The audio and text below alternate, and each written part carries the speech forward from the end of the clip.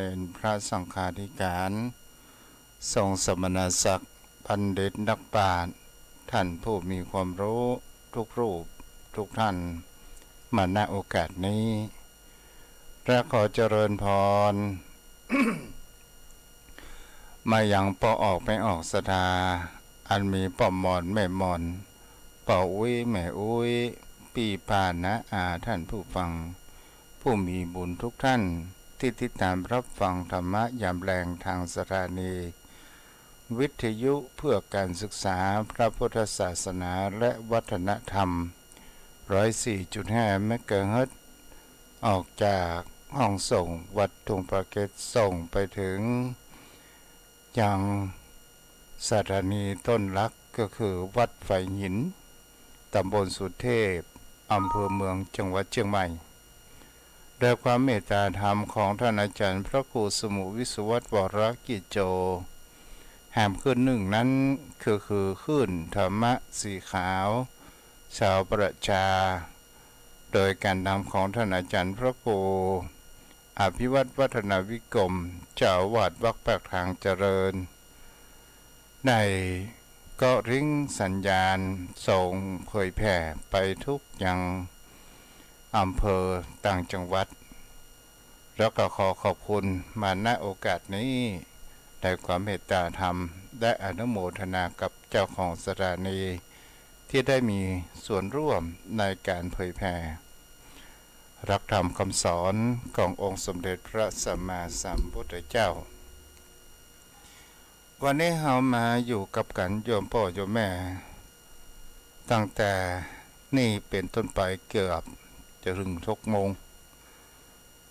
วันนี้อากาศ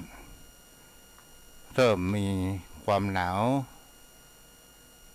ถ้าว่าหนาวนี่พอยังป้องกันได้อยู่แต่เย็นเนี่ยสู้ว่าได้นะโยมพ่อโยมแม่เนาะโอ้สุมาเตะเย็นหน้าเย็นมือเย็นเท้าเนาะแล้วก็เป็นสิ่งที่เราจะหันได้ว่ามันก็มาเยี่ยมเยียนตามฤดูกาลและเป็นสิ่งที่เรานั้นหลีกเลี่ยงแห่งคำว่าธรรมชาตินี้ถึงมาได้โยมพ่อโยมแม่วันนี้เราก็มาอยู่กับกันวันนี้จะเรื่องราวแฝงไปด้วยธรรมะโยมพ่อโยมแม่คงจะมีเหมือนกันทุกคนหรือบางคนอาจจะมามีก็ว่าได้เรื่องเหล่านี้ที่เป็นภัยแห่งจิตแห่งใจภัยอันตรายที่มันสูงในหัวใจนั่นก็คือคำว่าอิจฉาตาร้อนโยมพ่อโยมแม่เป็นสิ่งที่อันตรายมากคำว่าอิจฉาตาร้อนแต่คำว่าอิจฉาตาร้อนนี้ก่อให้เกิดแห่งความขุ่นมัวถึงเขาจะอิจฉาบุคคลอื่นแต่คนอื่นนั้นไม่สามารถที่จะรู้ได้ว่าเฮานั้นอิจฉาคนที่เป็นคนอิจฉาคือคนผู้กระทำคนนั้นก็คือมีความกระวนกระวายจิตใจมีแต่ความขุ่นมัวเจ้าขี้เจ้าค้านและก็เป็นสิ่งที่จะรอบปองร้ายคนอื่นนั้นอยู่สม่ำเสมอโยมพ่อโยมแม่ในเรื่องนี้มีเรื่องแห่งครอบครัวหนึ่งครอบครัวนี้ก็คือครอบครัวของพ่อศรีแม่อ่อนแล้วก็มีลูกสาวอยู่2 คนผู้คนเก่าชื่อว่าพี่กุลคนที่2นั้นชื่อว่ามาลิสาธาญาติโยมทั้งหลายเป็นชีวิตชาวนาเกษตรกรรมในทำไร่ทำนานั้นอยู่มาโดยตลอดพ่อแม่นั้นก็เป็นคนที่มีความขยันขนขวายมุ่งมานะทำนาปลูกข้าวตลอดจนถึงปลูกพืชไม้ต่างๆนานาบังเอิญมีคนอีสานคนหนึ่ง ซึ่งมาขอเป็นลูกจ้างทำนานายปอสีกหารว่าบ้านเฮามันมามีลูกพ่อใจแต่บังเอิญพ่อใจคนนี้ชื่อว่าเสกสรรเป็นคนทางภาคอีสานก็โดยการที่ว่าเป็นคนที่มีความยากจนเสาะหาการหางานแต่เป็นคนที่มีความขยันคนขวายนักเอาเบาสู้ก็ได้มาทำไร่ทำนาฮือกับปอดสีแม่อ่อนศรัทธาญาติโยมทั้งหลายบังเอิญมาลิบังเอิญพิกุลกับเสกสรรนี้มีอายุห่างกันบ่กี่ปีเสกสรรประมาณสัก20 ปีพิกุลนี่ก็ประมาณ18 ปีศรัทธาญาติโยมทั้งหลายเป็นสิ่งที่มีความขยันขวนขวายเกิดขึ้นทรัพย์มรดกอันเป็นที่ให้ที่นาของพ่อสีแม่อ่อนนี้มีอยู่เป็น10 ให้ศรัทธาญาติโยมทั้งหลายเป็นนาดอนและนาห้องอย่างละ5 ให้และก็เป็นสิ่งที่จะขันได้ว่าความขยันขวนขวายเป็นสิ่งที่ก่อให้เกิดแห่งความสำเร็จนั้นเกิดขึ้นต่อมาศรัทธาญาติโยมทั้งหลายพริกุลกับเสกสรรนี้ก็ได้เกิดแห่งความรักโดยความใกล้ชิดกันนั้นเกิดขึ้นโดยความผูกพันต่างๆแต่พ่อตังฝ่ายสาวก็คือพ่อสีแม่อ่อนนั้นบ่ค่อยมีความเปิงใจสักตัวใดเพราะประการหนึ่งนั้นฐานะของเสกสรรนั้นมีแห่งเขาว่าความยากจนเงินทองนั้นบ่มีแต่ความขยันของเขานั้นมีศรัทธาญาติโยมทั้งหลายส่วนแม่หญิงผู้เป็นน้องล่าชื่อว่ามะลิก็ได้พบรักกับสมบัติศรัทธาญาติโยมทั้งหลายสมบัตินี้เป็นลูกที่เป็นลูกของบุคคลผู้มีฐานะอันมีฉกินมีเงินมีทองก็ได้เข้ามาอยู่ในบ้านเฮือนใหญ่โดยกันต่างๆนานาเกิดขึ้นแล้วทางพ่อแม่ฝ่ายสาวก็หันว่าสมบัตินี้เป็นคนที่มีฐานะมีหน้ามีตาเป็นคนที่ปนห้องว่าพ่อเมียแม่เมียชอบก็เลยเกิดแห่งคำว่าแต่ก็จะต้องทำนาศรัทธาญาติโยมทั้งหลายสมบัตินี้มีนิสัยแห่งเขาว่าบางครั้งบางคราวก็มีความเกียจค้านแต่เป็นคนที่ชอบประชดประแจงยังพ่อเมียแม่เมียเป็นอย่างดีอีพ่อจะเอาอ่อยหยังได้หมดนอกจากเดือนกับดาวนะไอ้เอาบ่ได้เนาะ ได้อู้ได้จ๋านานี่อีพ่อแบ่งคือผมญาติอีพ่ออีแม่เขาเท่าละอยู่บ้านอยู่จองพอท่องทำอยู่เฉยๆจะเลี้ยงดูเอาเองอยากกินไอ้ยางกระดักไว้เด้อปอกเนาะ ศรัทธาญาติโยมก็เป็นสิ่งที่จะหันได้ว่าปอดสีกับแม่อ่อนนี่ก็ได้หันลูกทั้งสาว2 คนเติบโตเกิดขึ้นมาเริ่มจะหันว่าจะต้องทำการทำงานในยุคก่อนๆนั้นในการศึกษามันเมื่อจบประถม4แล้วประถม6แล้วก็จะต้องออกมาทำการทำงานช่วยกับพ่อกับแม่พ่อแม่ก็เลยแบ่งที่นาแต่พ่อแม่พ่อสีแม่อ่อนนี่มีความเปิดห้องว่าลำเอียงนี่ก็คือแห่งเขาว่าสัทธากติศรัทธาญาติโยมทั้งหลายเลยแบ่งที่นามันอันเป็นที่นาที่น้ำสามารถที่จะเข้าสู่นั้นถึงได้ แต่นาดอนนั้นน้ำเข้าถึงเหมือนกันแต่ก็จะต้องใช้แห่งความขยันในการแปลงลำเหมืองเพื่อจะทำอย่างใดให้นานั้นมีน้ำต่างๆสาธาญาติโยมทั้งหลายก็ได้ยกนานั้นให้กับลูกที่ของนายสมบัติกับมะลิอันเป็นที่นาเปียงส่วนนาดอนนั้นยกให้เป็นของพี่กูลกับเสกสรรสาธาญาติโยมทั้งหลายทั้งสองคนเสกสรรกับพี่กูลนี้เป็นคนที่หุ่มกินหุ่มตาลชอบทำบุญใส่บาตรชอบฟังธรรม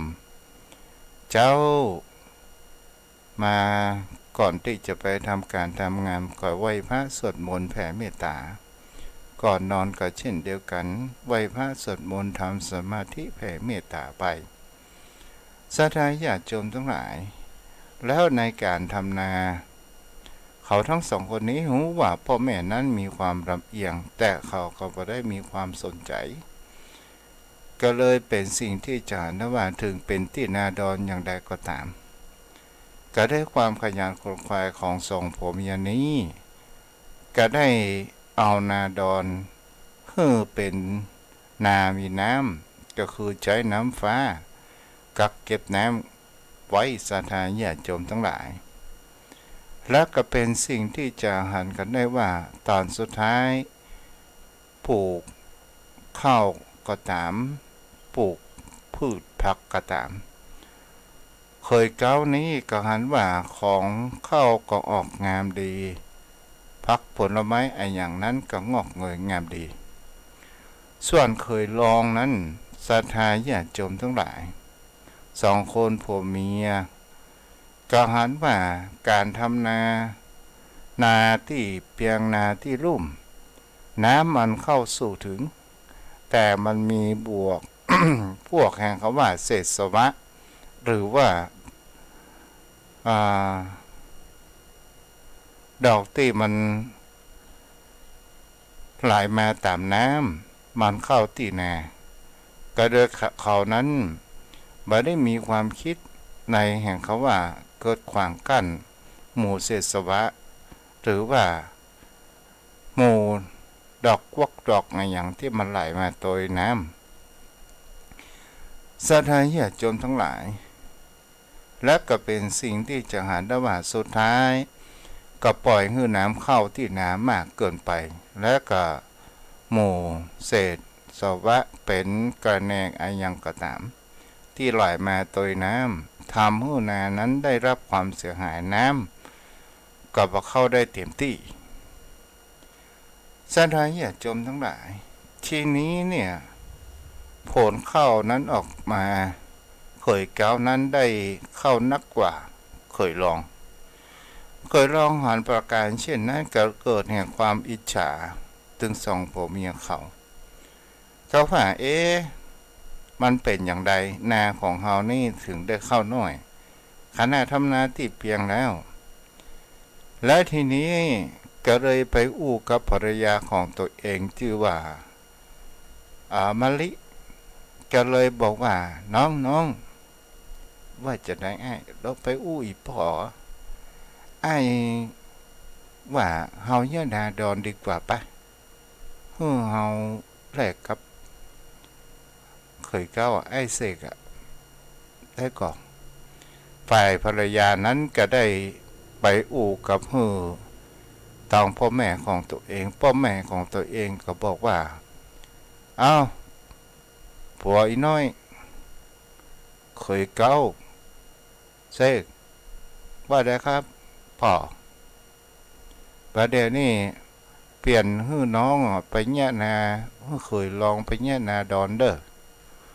ตัวเก้าก็ลงมาแย่นาลุ่มสาธาญาติโยมทั้งหลายนี้ก็คือความอิจฉาก็เป็นสิ่งที่จะหากันได้ว่าเมื่อในเสกสรรก็ได้ปรึกษาภรรยากันได้ว่า น้องพี่กุลบัดเดี๋ยวนี้อีป่อเฮามาแยะนาลุ่มนาดอนเฮาบ่ต้องไปแยะละโอ้นาลุ่มแล้วเฮาจะกำจัดหมู่กันกันในอย่างที่มันไหลมาตัวน้ำอย่างใดอ้ายโอ้มันอยู่ที่หมองหมองอ้ายเองสาธารณญาติโยมทั้งหลายแกก็ได้ทำนาปลูกข้าวแล้วก็ได้เอาไม้แต่งแตะขวางกั้นเพื่อมาให้เศษสวะหรือว่ากันแหนอย่างเข้าสู่นาของตัวเองและก็ได้ทำนาลุ่มก็มีผลสาธารณญาติโยมทั้งหลายก็ได้เข้านักขนาดทีนี้ก็ก่อให้เกิดเห็นเขาว่าเคยลองเลิกเกิดเห็นความอิจฉาต่างๆนานาสองคนผัวเมียนี้ก็ได้ลงจากหอจากเงินเอาเก็บเงินสะสมได้สร้างบ้านสร้างจองแล้วก็แยกกันอยู่และทีนี้พอทำนาผ่านไปยังมีเงินเหลืออยู่ก็ไปซื้อที่นาอันเป็นทรัพย์ของส่วนตัวเกิดขึ้นไปแหม5 ไร่สาธารณญาติโยมทั้งหลายความอิจฉาของคนเฮานี่เป็นสิ่งที่เฮาจะอ่านก็ได้ว่าเมื่อเคยลองทำนามาทั้ง 2-3 ปีก็ไม่ได้เกิดผลใดทั้งสิ้นเกิดเลยเป่าหูต่างป่อเมียแม่เมียว่าบาดเดียวเนี่ยอีป่ออีแม่ไอ้เกิดพอไปแล้วนี่นะไอ้ทำตรงนาลุ่มนาดอนเนี่ยบาดเดียวนี่เฮาเอานาทั้งสองนี่เฮาจะเนี่ยตึง10 ให้เนี่ยมันจะได้ผลดีนักป่อเนาะป่อว่าเอางี้ว่ากันได้กะได้เอาแม่เมียกันเอาผัวกุลเอ๋ยประเด็นนี้บ่ต้องเอาสาระให้น้องเหียเป็นพี่สาระให้น้องเนาะเขาทั้งสองคนนั้นก็บ่ตอบโต้ใดๆทั้งสิ้นก็เลยไปทำที่นาที่ตัวเก่าซื้อกันไว้5 ไร่ศรัทธาญาติโยมทั้งหลาย2 คนนี้ก็ได้สวดมนต์ไหว้พระแผ่เมตตานั้นอยู่สม่ำเสมอแล้วทีนี้เนี่ยเคยลองกับมะลิก็ได้ทำนา2 คนผัวเมียก็มามีความประสบผลสำเร็จคาดกำไรไปตั้งเยอะแยะต่างๆนานานั้นเกิดขึ้นทีนี้ก็เกิดแห่งความคิดว่าบาดเดียวเนี่ยไอ้เสกเคยเก้านี่เฮาจะเงียบอย่างใดดีถ้าเฮาเข้าไปเงียบที่ไหนเข้าเขาก็งอกก็งามมันขวางหูขวางตาเฮ้ยเลยปรึกษาเมียสูว่าจะได้จับกับบาดเดียวนี่นะไอ้เสกกับ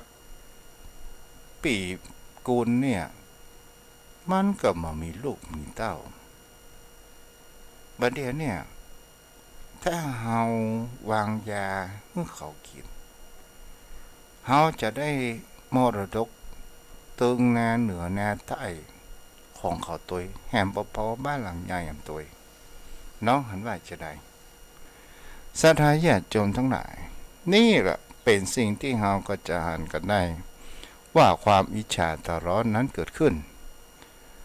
2 คนผัวเมียก็เริ่มเลยที่จะมีการวางแผนนั้นเกิดขึ้นเพราะว่าเขาแยกบ้านแต่ในตอนแรงนั้นก็มากินข้าวที่บ้านพ่อบ้านแม่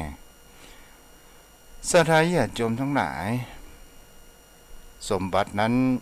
ก็เริ่มพิธีการแห่งการที่จะวางยาเบื่อก็เลยทำอาหารการกินอย่างเปิดห้องว่าอย่างที่เคยเก้าชอบต่างๆนานานั้นเกิดขึ้นศรัทธาญาติโยมทั้งหลายได้ทำตั้งแต่ก่อนจัดแรงและก็ได้ทำสับเสร็จเรียบไว้ส่วนแม่ยายนั้นก็ไปทางนอก ป่อตานั้นก็ไปต่างนอกศรัทธาญาติโยมทั้งหลายนายสมบัตินี้ก็ได้เอายานั้นผสมกับอาหารไว้บังเอิญเตชะบุญกุศลการที่เสกสรรกับพิกุลนี้หมั่นไหว้พระและแผ่เมตตาและทำบุญอยู่สม่ำเสมอเหมือนก็จะมีเส้นหรือว่ามีอะไรอย่างมาบอกว่าแม่แรงนี้จะไปกินข้าวบ้านใหญ่เด้อก็เลยมีความอิกริกใจว่าวันนี้เฮาบ่ต้องไปกินข้าวบ้านใหญ่ที่นี้ศรัทธาญาติโยมทั้งหลายพ่อเมียแม่เมียลุกไปการต่างนอกมาก็หารว่าผัวอีล่า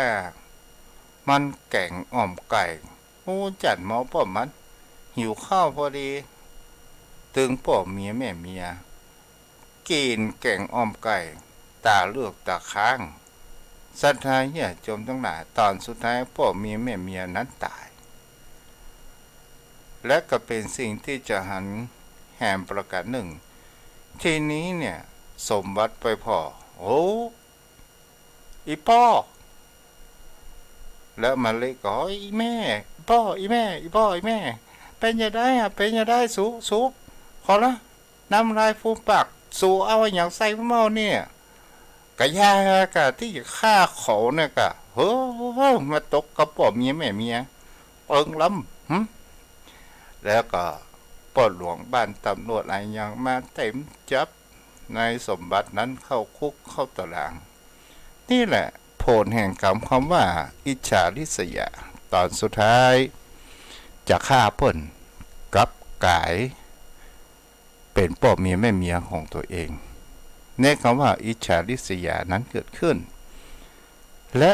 เฮาหานแหมประการหนึ่งก็คือบุญกุศลนั้นมีจริงจงพ่อโยมแม่เฮาหลวงพ่อเวลาเฮาจะอับจนอะไรหยังมันจะมีสิ่งอย่างมาช่วยเฮานั้นอยู่สม่ำเสมอนั่นเองอันนี้ก็ฝากให้โยมพ่อโยมแม่นั้นได้ฟังและได้คิดได้อ่านกันไปวันนี้เฮาเข้ามาสู่ยังพระนาคเษนกับพระเจ้ามิลินในตอนวันนี้ก็จะอู้เรื่องว่าลักษณะมีหัวข้อเดียวเนาะโยมพ่อโยมแม่ถ้าเฮาอู้ไปนักกันเดี๋ยวจะบ่เข้าใจก็มีหัวข้อว่าตอนที่5ก็คือพระเจ้ามิลินได้ตรัสถามกับพระนาคเษนว่ามนสิการมีลักษณะอย่างไรปัญญามีลักษณะอย่างไรพระนาคเษนนั้นเจริญพรมหาบพิตรมนสิการมีลักษณะยกขึ้นปัญญามีลักษณะตัดเหมือนคนที่เกี่ยวข้าวกำก่อข้าวด้วยมือข้างหนึ่งและเอาเคียวตัดด้วยมืออีกข้างหนึ่งข้อนี้ฉันใดพระโยคาวจรผู้บำเพ็ญเพียรก็ฉะนั้นควบคุมใจไว้ด้วยมนสิการแล้วตัดกิเลสมนสิการมีลักษณะอย่างไรปัญญามีลักษณะอย่างไรกับฟังเนาะโยมพ่อโยมแม่ในที่นี้ครูบาอาจารย์ผู้มีความรู้ก็ได้อธิบายไว้ว่าลักษณะของมนสิการและปัญญาคำว่ามนสิการกับโยโสมนสิการก็มีความหมายอันเดียวกันนั่นก็คือคำว่าทำไว้ในใจคำว่าไว้ในใจก็หมายถึงความคิดของเฮาคิดรุ่มรึกเป็นสิ่งที่เฮานั้น ก่อนที่เฮาจะก่อนที่เฮาจะทำเฮาคิดก่อนคิดไว้ในใจแล้ว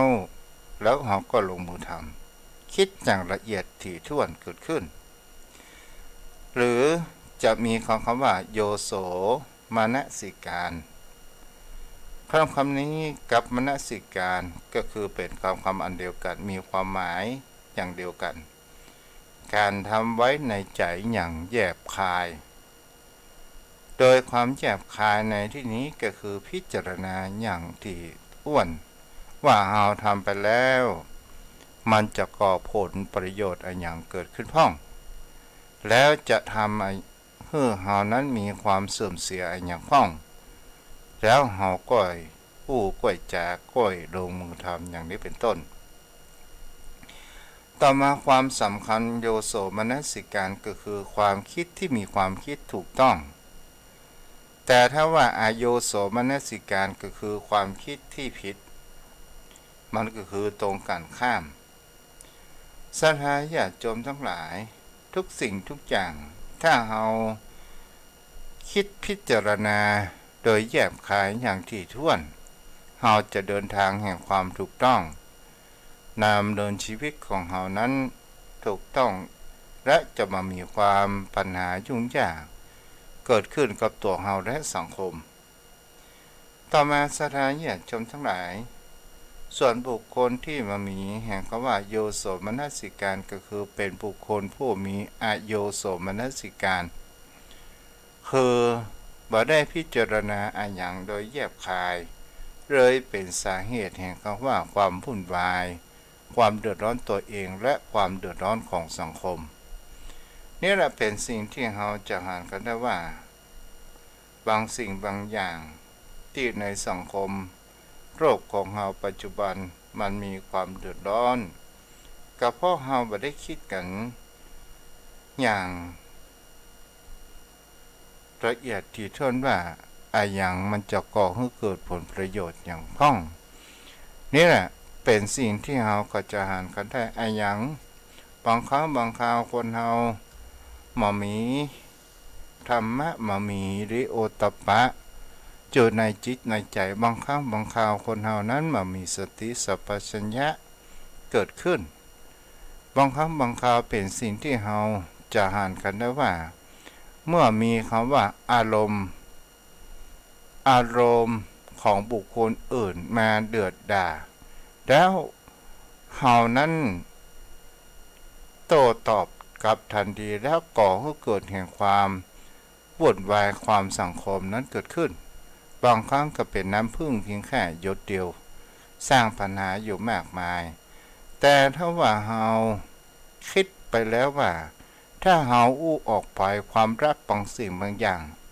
ตกวันที่จะอู้ออกไปเพราะว่าอู้ออกไปแล้วมันก่อผลประโยชน์แห่งความเดือดร้อนก่อ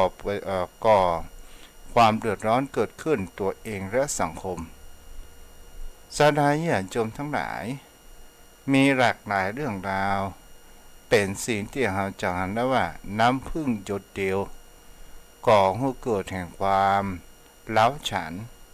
ก่อให้เกิดแห่งความตัดปัญหาว่าตัดขาดจากเพื่อนจากพ่อจากแม่นี่ก็เป็นสิ่งที่ผู้คนเหล่านั้นจะหากันได้ในที่นี้ทางพระนาคเษนได้กล่าวว่ามนสิการมีลักษณะยกขึ้นปัญญามีลักษณะตัดก็หมายถึงคำว่ายกขึ้นในที่นี้ถ้าเราลองมาพิจารณาดูดีๆเราจะยกอะไรอย่างก็คือในที่นี้ก็คือยกอารมณ์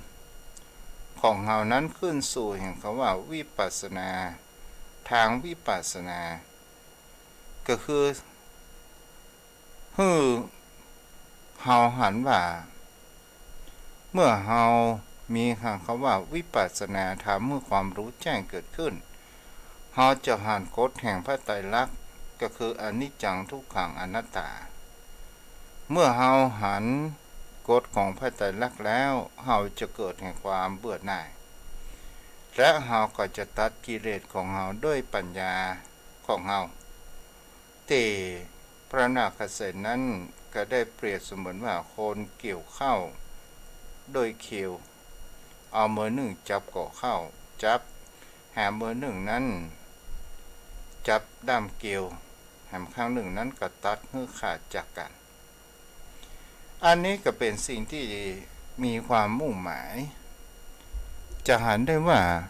คนเราที่เป็นทุกข์กันทุกคนนี่คือเฮาบ่เข้าใจในกฎเกณฑ์ของธรรมชาติ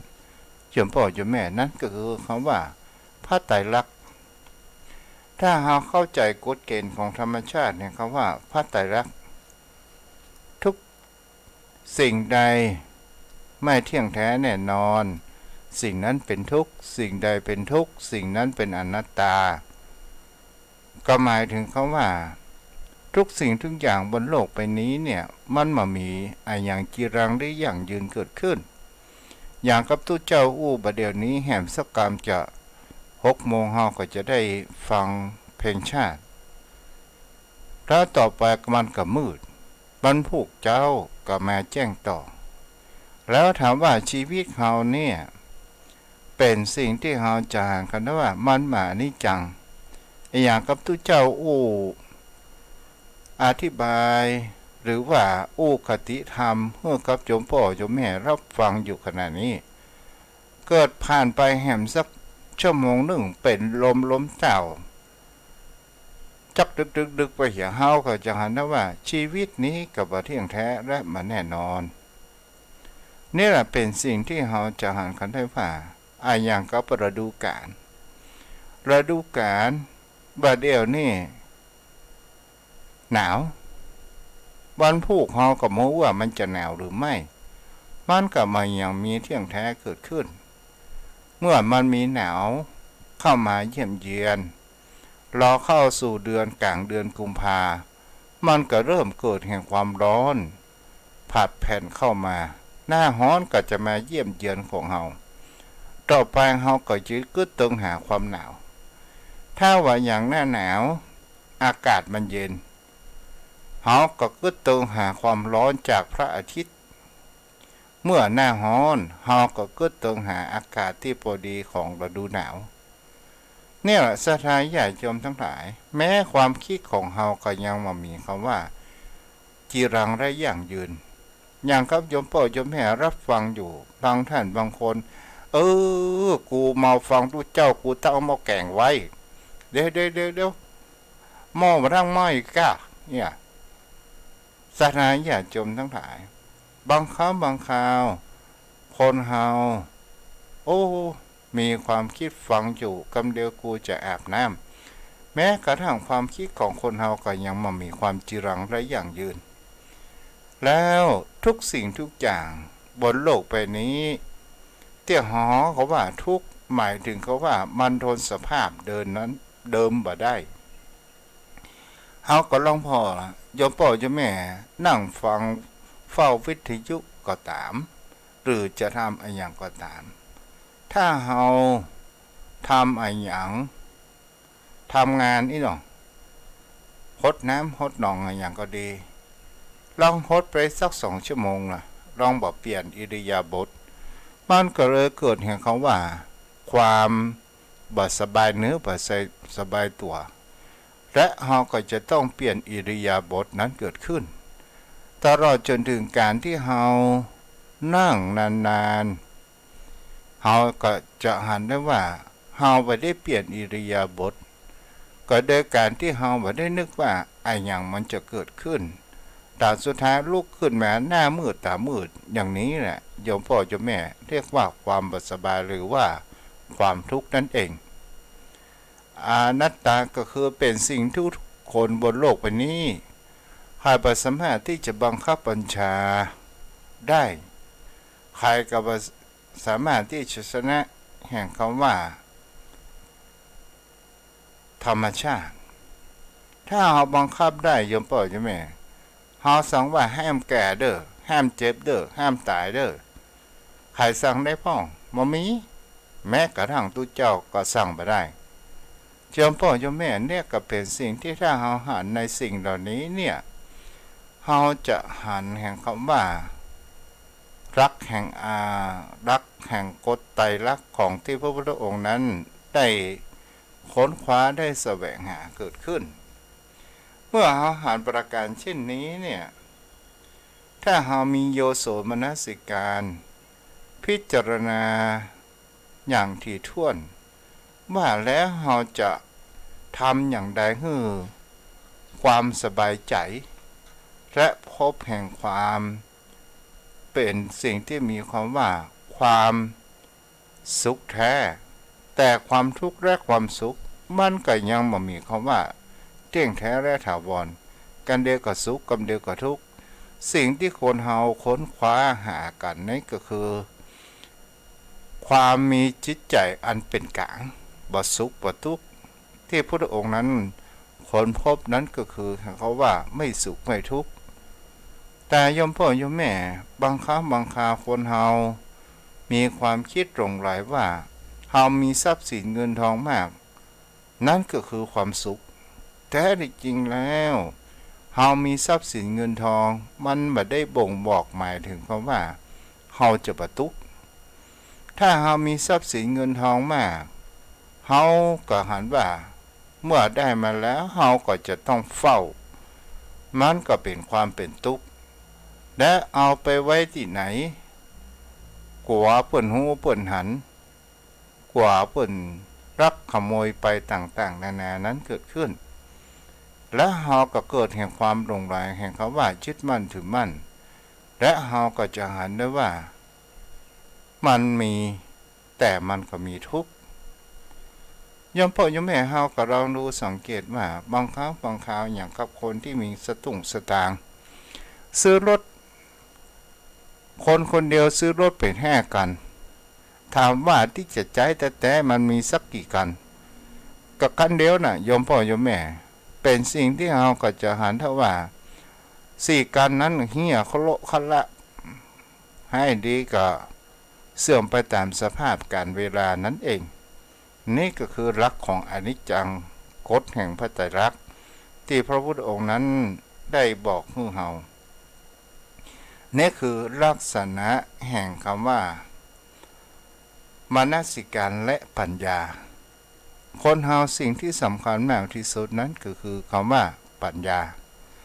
ปัญญาเป็นสิ่งที่เฮาจะได้มาจากไหนพ้องได้มาจากประสบการณ์ได้มาจากการสนทนาได้เกิดจากการฟังการคิดการอ่านการเขียน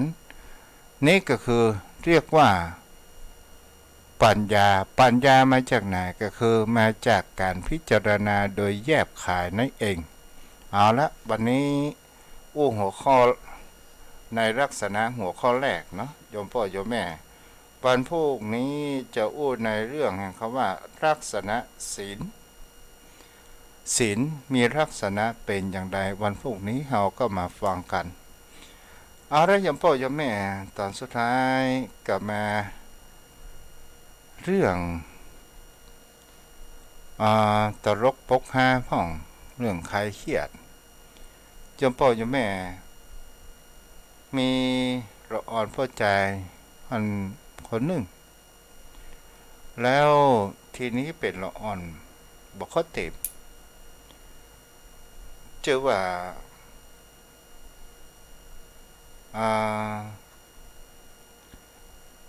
ในคำสถานญาติโยมทั้งหลายคำนี้เกิดออกมาเมื่อเกิดออกมาแล้วแม่ก็ตายพ่อก็ได้เลี้ยงดูฟูฟักแต่บังเอิญเป็นละอ่อนปั๊มเป๋อแล้วทีนี้ต่อมาพ่อก็ตายก็เลยได้ไปอยู่กับอาก็ได้เลี้ยงไปต่างๆนานาสถานญาติโยมทั้งหลายมันก็มีเหตุการณ์นั้นเหตุการณ์หนึ่งเหตุการณ์ที่พ่อแกตายพ่อกำนันใจพ่อของนายคำนี่ตายโดยการอุบัติเหตุของรถแล้วเขาก็ห้องคำนี้ไปแล้วก็ไปพ่อเป็นป่อแล้วก็มีคนข้างๆบอกว่าคำไปบอกให้กำนันแล้วว่าป่อมึงตายสาธายญาติโยมทั้งหลายค คำนั้นก็โล่นไปบ้านกำนันแล้วก็ไปเอื้อนกำนันป้อกำนันป้อกำนันป้อจะได้ป้อป้อมึงตายอ่ะเขาใจมาบอกป้อมึงตายสถานญาติโยมทั้งหลายเนี่ยปนเขาว่าบอกประชัดเนาะเหมือนกับคนครูบอกให้นักเรียนว่าปิดาคือใครบรรดาคือใครเปิดเขาว่าก็เลยฝากฮื้อไปนักเรียนนั้นก็ไปช่วงในเวลาที่ผู้ปกครองพ่อแม่กำลังสุ่นกันสุ่นงานอยู่ปอนี่ยังอ่ะโคฝากกันบ้านมาถามว่าปิดาคือใครโอ้ยปิดากับกูเนี่ยบรรดากับแม่มึงแล้วกันสนายญาติโยมทั้งหลายตกวันผู้ไม่เจ้านักเรียนได้กันบ้านมาหรือยังปิดาคือใครปิดากับพ่อมึงปิดากับกูเนี่ยกะบรรดาแม่มึงโคเลยโคตรสถานญาติโยมทั้งหลายเอาละวันนี้พอหอมปากหอมคอเนาะ0631639990อนุโมทนาบุญกับสถานญาติโยมที่ได้เป็นเจ้าภาพปูนที่ทุกเจ้าช่วงประมาณเดือนกุมภาก็จะสร้างศาลาโยมพ่อโยมแม่ท่านใดจะเป็นเจ้าภาพปูนคนแก่น2แก่นก็ตามกำลังของท่านมีทางโยมแม่อาลีสดับได้ให้หอมปูน3 ถุงจำนวนเงินเป็น300บุญญาปรมีและก็พี่สาวพี่ติ๋วได้ให้หอมปูนแฮม2 ถุงเงินเป็นเงิน200บุญญาปรมีและก็มีตังพี่ไอเพชรได้หอมแหมปูน2 ถุง200บุญญาปรมีตลอดจนถึงตังแม่วลีพร้อมด้วยญาติธรรมอันนี้เพิ่นกำลังรวบรวมก็ขออนุโมทนาบุญตัวเนาะเอาวันนี้ผู้ติดตามอนุโมทนาผู้ติดตามทาง Facebook มีคุณโยมวาสนากันทวีฟังอยู่เนาะสาธุ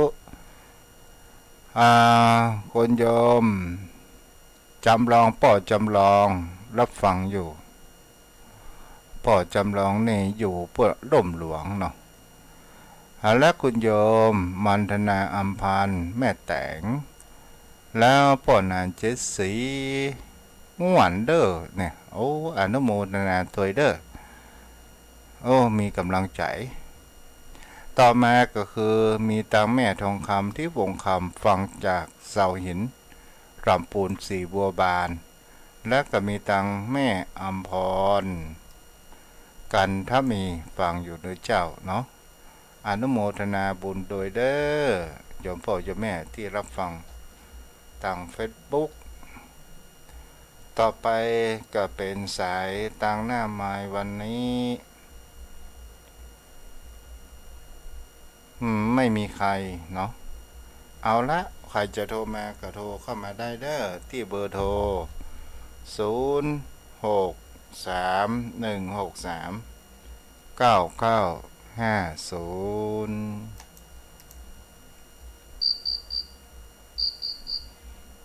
เจริญพรวัชการอาจารย์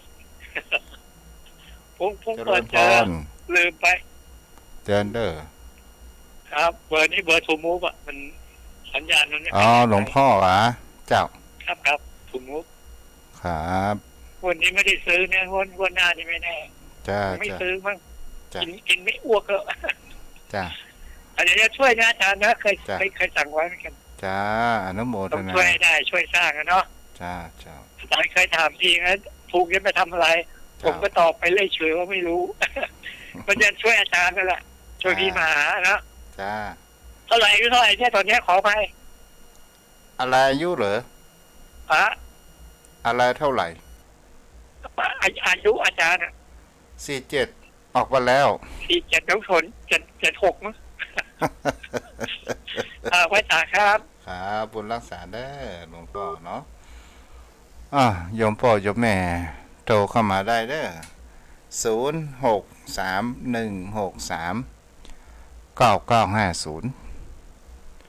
0631639950ขออนุญาตปิดทาง Facebook เด้อเนาะ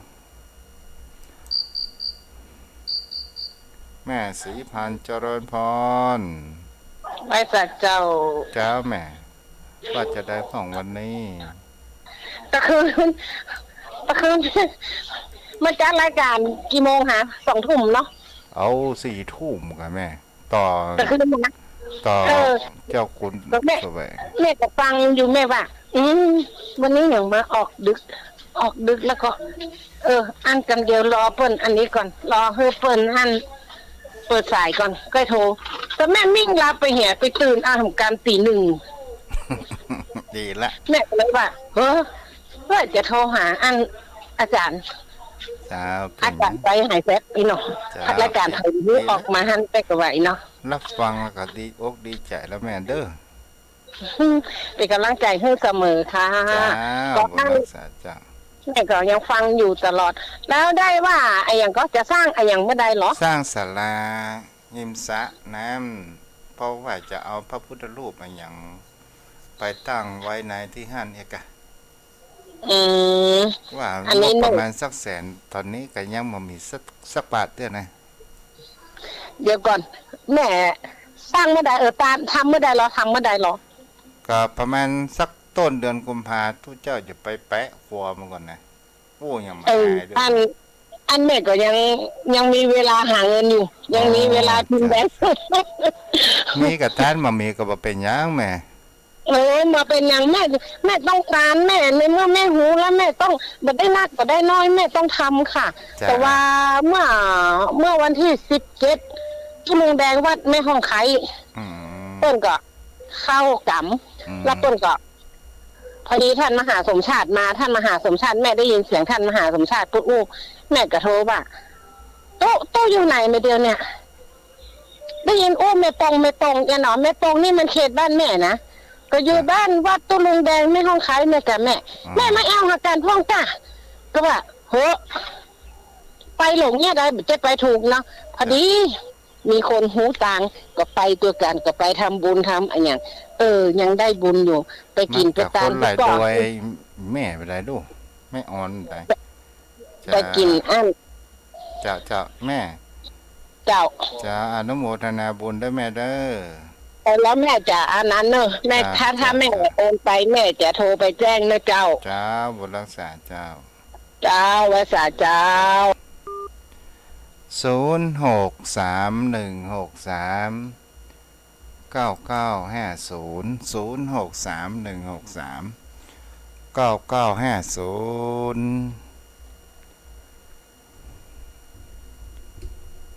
วัดตุเจ้าบันนอกบันนาไผจะกึดจะสร้างมามีศรัทธาอุปถัมภ์เด้อมีแก่โยมป่อโยมแม่เขาเนาะมีก็ห้อมไม่มีก็ไม่เป็นไร0631639950ตุเจ้าก็ดีใจที่ได้อู้กับโยมพ่อโยมแม่ ทางสถานีวิทยุก็มีความประทับใจ และก็มีความภาคภูมิใจที่ได้บวชเป็นพุทธบุตรขององค์สมเด็จพระสัมมาสัมพุทธเจ้า และก็มีความดีใจว่าเฮาก็มามีทรัพย์สินสมบัติอะไรอย่างนอกจากความรู้ความสามารถในการเผยแพร่เป็นกู้เป็นกิมกับโยมพ่อโยมแม่ท่านผู้ฟังที่รับฟังอยู่เป็นคู่ใครเหงาเนาะเจริญพรแม่นวันยอดคำปาน จ้าไว้สาเจ้า เจ้าแม่ ฟังอยู่เด้อวันนี้ เจ้า วันนี้ไปงานศพมาจับพอ3 โมงละ อ๋อดีแกดีแก จะไปงานศพปุ้นตำบลแม่โป่งว่ะ อ๋อแม่พลิกมาถึงเมืองแล้วก็ ฮะ มาถึงบ้านเมืองแล้วเนาะ มาถึงบ้าน3 โมงพอดีอะ อ๋อจ้า ฮะเดี๋ยวก็มันเนี่ยยังโหสะปะสะพื้นนี่แนะน้ำสวนยังไม่ได้โหเดี๋ยวเนี่ย จ้าก็เดี๋ยวก็ไปรดน้ำสวนกันเนาะ เจ้าผูกไว้วัดนั่นของข้าอย่างไรฮะ จ้า แล้วศพก็มีตัวหันบ้านนี่ฮะ จ้าเป็นเนี้ยตามธรรมชาติ ยุ่งยากยุ่งยามเนาะ จ้าบนทักษะได้แม่เด้อ เจ้าเป็นกำลังใจเด้อ เจ้าแม่บัวบุญ615 ของไผ่ฮะ0631639950เจริญพรแม่ คืนรับได้ตื่นนะโยมแม่ฟังโทร อ๋อ ฟังไปไปมายังไม่เห็นว่ารับไปเห็นนะ ดีละทุกเจ้าก็ถือว่าได้ให้แม่เขารับสบายเนาะ โหคนจัดลายกับโลแฟนท่านอ่ะท่านนักรู้ แฟนคลับเนี่ย ว่ายังปนันยันว่านะเพี้ยนคนใหม่พ่องนะกะ จะ เฮ้ยมาโทรโหไลน์กันเด้อมาเดียวนี้นะไปกู้คนเท่านะจ้ะ จะแม่ดีใจแล้ว แม่นั่งใส่กระดุมเสื้อเนี่ยรับฟังตัวน่ะมาเดียวเนี่ย ได้แม่ประเด็นในสุขภาพดีละกะ โอ้ดีแม่ไปคลินิกอ่ะกำ600 36ไปได้ใดล่ะกำอันไปโรคกระดูกนะกะดีแล้วเหรอ อันนั้นก็เขาสตางค์ที่แม่หยิบผ้าตัดผ้านะกะ เปลี่ยนไปยาตัวเก่า มันอาจใจความแต่นั่งแต่ขตายตาไปคือหมออย่างเงี้ยสาตัวเนอะแม่ให้กำลังใจ เจ้าหัวรักษาได้แม่เด้อ เจ้า จะสุขภาพแข็งแรงอ้าวพอยังมีเวลาแหม5 นาทีถึงนี้ถึงนั้น ประมาณสัก4 นาทีเนาะ0631639950วันนี้ขึ้นสีขาวหม่อมมีไฟโทรมาเนาะ0631639950เจริญพร นมัสการเจ้าจากหลังการแม่สาวอำเภอแม่อายเจ้าฟังอยู่เด้อเจ้า กันนึกว่าพอฟังกันละก้านี่นะ ฟังเจ้า เจ้า โตแบบนี้2-3รอบละ หนาวฟังหนาวก็ ห แม่ นาว เกือบจะได้เอาคนเฒ่าออกจากแดด ดังไฟแล้วก็ประเดี๋ยวเนี่ย ดังไฟอยู่นะเจ้า อ๋อระวังกลางเหลืองได้แม่เด้อ กระเหลืองเก่าอะ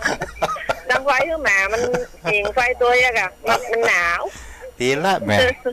ผมพูดว่า เจ้า หิ่งไฟนี่มันจังติดเหมือนกันครับแม่ แม่นถ้าหันก้นดังไฟมันค่อยงอมใส่เหมือนกันเลย จะ ถือแง่มเหรอ จะมัน ตี แง่ ข้าวหลามตัวอย่างอะ แม่น ตีข้าวหลามมาได้บ๊อบ โอ้ยหลับออกโอ้มันแบบซุกเตี้ยนะมันย่อยนะบ่อุ้ยหลับออกอ่ะ มันแบบซุกเตี้ยนะเดี๋ยวน้องเอาไม้แตงเด้ออุ้ย สะดุ้งสะเด็นเจ้าบุญรักษาก ำลังใจแล้วเจ้านมัสการแล้วเจ้าฟังตลกสวย เจ้าบุญรักษา เจ้า แม่ นมัสการเจ้า จ้าอ้าวโทรเข้ามาได้อยู่เด้อเจริญพรแม่เอ้ยแม่กดใส่ผิดโทรมาใหม่เด้อ0631639950เจริญพร ท่านนมัสการเจ้า เจ้าแม่ เจ้า แม่ฟัง ถ้า ที่ไห แม่ น ฟังแล้วแม่บ่ได้โทรบ่ได้ โอ้ดี โพ ละ ธารามเจ้า โพธาราม เจ้า สระปี โพธารามนะเจ้า จ้ะ เจ้า อืม ใต้เย็นบ้านพ่อหนานยันน่ะกะเจ้า อ๋อจ้า เจ้าพ่อหนานยันไปอยู่วัดสวนหลวงแม่อยู่วัดศรีโพเจ้า อ๋อเดี๋ยวคนก็หลายนะรู้ไหมเนาะ เจ้า จ้ะ เจ้า ฟังแล้วเป็นจะได้พ้องแม่อันยัง อันแม่สุแก้วเจ้า แม่สุกแก้วโอ้โห เจ้า ชื่อเป็นสุกแต่นะแม่เนาะ เจ้า เจ้าจิตใจก็สุกตัว เจ้า ฟังทุกเจ้าดีละแม่ฟังพระสงฆ์องค์ข้าเจ้าจิตใจก็เฮาจะอ่อนโยน เขาเท่าแล้วหรอเขาต้องเอาฟังเทศน์ฟังธรรมไปอยากกับเจ้า จะดีละแม่ เจ้า จะฮุกคิงเท่าอยู่เนาะ เจ้าอันนี้เท่าแล้วเหรอเจ้า ถ้าใดว่าเดียวเนี่ย 60 ปลายละ โอ้ยังบ่เท่าเธอยังหนุ่มอยู่ เท่าแล้วเจ้าเท่าแล้ว จ้าดีกะบางคนยังบอกว่าตัวเก่าเท่า เพิ่นตักว่า เท่า อ่าอุ้ยป้อไง ไม่เท่าเด้อเพราะว่าถ้าเฮาบ่จ่ายอีเนี่ยละอ่อนตอนแตนนิ้วๆนี่ๆก็อยู่ห้องปีดไปโตยหาบ่ได้ต้องจ่ายแต่นะเจ้า จ้า เจ้า วนรักษาได้แม่เด้อ เจ้าสาธุเจ้า แต่ผ่องเด่นผ่องเด้อ เจ้า จ้าเอาละยมป่อยมแม่เวลาหมดแต่ละตอนนี้นะอ่ะสายสุดท้ายสัก 2-3 วิเจริญพร เจ้าไม่สักเจ้ายอมฟังอยู่นะเจ้ายอมเมืองป่านเจ้า โอ้มองฝังแม่อาบน้ำล่ะ เจ้าอาบมาแล้วบัดเดียวเนี่ยเจ้า อ๋อดีละหนาวก็ฮะ มะนาวเจ้ามะนาวสักหน่อย โอ้ตะกี้ มะ ไม่ เจ้าอ่ะท่าน น่ากะ มะนาวมะเจ้า เจ้าวนรักษาได้แม่เด้อหมดเวลาแล้ว เจ้าไว้สาเจ้า เจ้าวันปลูกฟังกันใหม่เนาะบุญกี่บุญตานรักษาเด้ออายุวโนสุข